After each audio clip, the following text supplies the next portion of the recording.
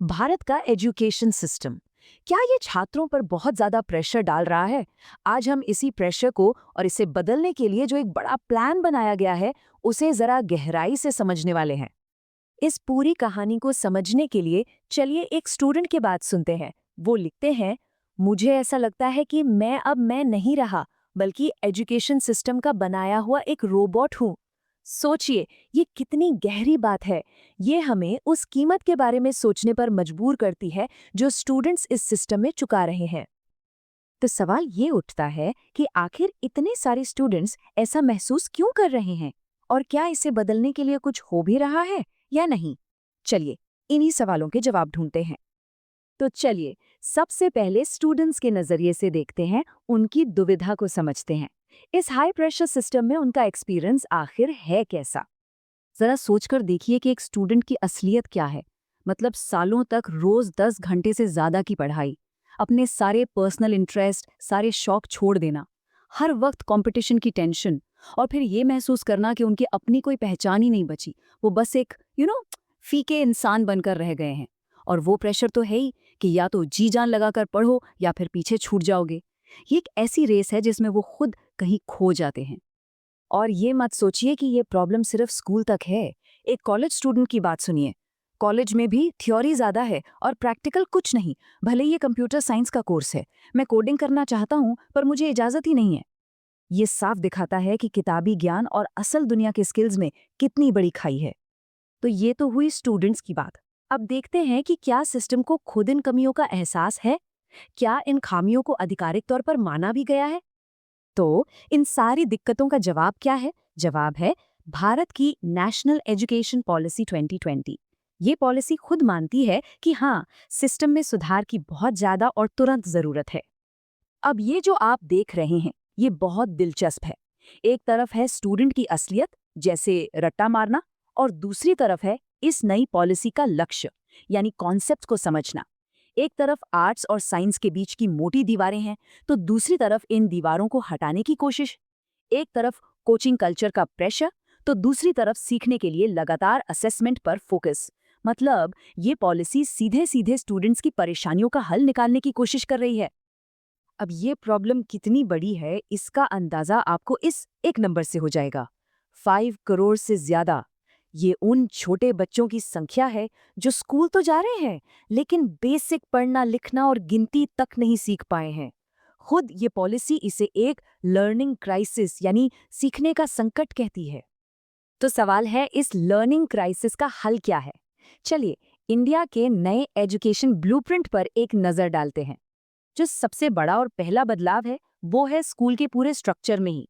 जो पुराना 10+2 वाला सिस्टम था, उसकी जगह अब 5+3+3+4 का एक नया ढांचा आ रहा है। और ये सिर्फ नंबर्स का खेल नहीं है, ये एक स्टूडेंट की पूरी एजुकेशनल जर्नी को ही नए सिरे से डिजाइन करने जैसा है। चलिए, इसे थोड़ा और आसान करके समझते हैं। पहला स्टेज है फाउंडेशनल, 3 से 8 साल के बच्चों के लिए, जहां पढ़ाई खेल खेल में होगी। फिर आता है प्रिपरेटरी स्टेज, 8 से 11 साल तक। इसमें खोज और एक्टिविटी पे जोर होगा। इसके बाद है मिडिल स्टेज, 11 से 14 साल, जहां स्टूडेंट्स प्रैक्टिकल तरीके से सब्जेक्ट्स को सीखेंगे। और आखिर में है सेकेंडरी स्टेज, 14 से 18 साल, जहां उन्हें अपनी पसंद के सब्जेक्ट्स चुनने की ज्यादा आज़ादी मिलेगी, फिर चाहे वो आर्ट्स हो या साइंस। तो आखिर इस पूरी नई पॉलिसी का मकसद क्या है? इसका दिल क्या है? देखिए, इसका मकसद सिर्फ किताबी कीड़ा बनाना नहीं है, बल्कि एक कंप्लीट इंसान बनाना है। ये क्रिएटिविटी और क्रिटिकल थिंकिंग, यानी सवाल पूछने की आदत को बढ़ावा देती है। ये स्टूडेंट्स को सब्जेक्ट चुनने की आज़ादी देती है। और सबसे ज़रूरी बात, रट्टा मारने के बजाय करके सीखने और समझकर सीखने पर जोर देती है। लेकिन सवाल यह है कि ये सब किया क्यों जा रहा है? ये सारे बदलाव भारत की आने वाली इकोनॉमी की ज़रूरतों से कैसे जुड़े हैं? इसका जवाब है टीम वर्क।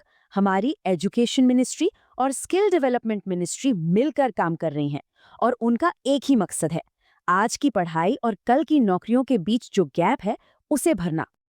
और ये जो फोकस है, ये भविष्य के इंडस्ट्रीज को देखकर तय किया गया है। जैसा कि आप देख सकते हैं, एआई, डेटा साइंस से लेके क्लीन एनर्जी और इलेक्ट्रॉनिक्स मैन्युफैक्चरिंग तक। लक्ष्य ये है कि हमारे स्टूडेंट्स आने वाले कल के लिए पूरी तरह से तैयार हों। इसे एक ऑफिशियल रिपोर्ट के शब्दों में कहें तो, एजुकेशन सिस्टम को स्टूडेंट्स को भविष्य की नौकरियों के लिए तैयार करना ही होगा, जिसके लिए टेक्निकल स्किल्स, प्रॉब्लम सॉल्व करने की क्षमता और क्रिएटिविटी, इन तीनों का कॉम्बिनेशन लगेगा। ये लाइन साफ बताती है कि इस बदलाव के पीछे आर्थिक जरूरतें कितनी बड़ी हैं। तो अब हम एक बहुत बड़े सवाल पर आते हैं। क्या सिर्फ एक पॉलिसी लोगों के व्यक्तित्व को बदल सकती है? इतना बड़ा सपना हकीकत में कैसे बदलेगा? देखिए, इसका जवाब सीधा है। ये काम कोई अकेला नहीं कर सकता। इसके लिए सबको साथ आना होगा, एक मिलकर कोशिश करनी होगी। मतलब हर किसी का अपना एक रोल है। सरकार को प्राइवेट सेक्टर के साथ मिलकर काम करना होगा। हमारे कॉलेजों और यूनिवर्सिटीज को ऐसे कोर्सेज बनाने होंगे जो इंडस्ट्री की ज़रूरत के हिसाब से हों, और इंडस्ट्री को भी अपने कर्मचारियों को लगातार नई स्किल सिखानी होंगी। क्योंकि आखिर में इस पूरी मेहनत का जो सपना है, जो विजन है, वो है भारत को एक ऐसा समाज बनाना जहां सबको बराबर मौके मिले और जो ज्ञान से भरपूर हो। और यहीं पर हम एक बहुत बड़े सवाल पर आके रुकते हैं। क्या ये सारे बदलाव वाकई में ऐसे लोग तैयार करेंगे जो क्रिएटिव और खुश हों, या फिर ये एक नए दौर के लिए बस एक नए तरह का प्रेशर बना देंगे? खैर, इसका जवाब तो वक्त ही बताएगा, लेकिन इस पर सोचना हम सबके लिए जरूरी है।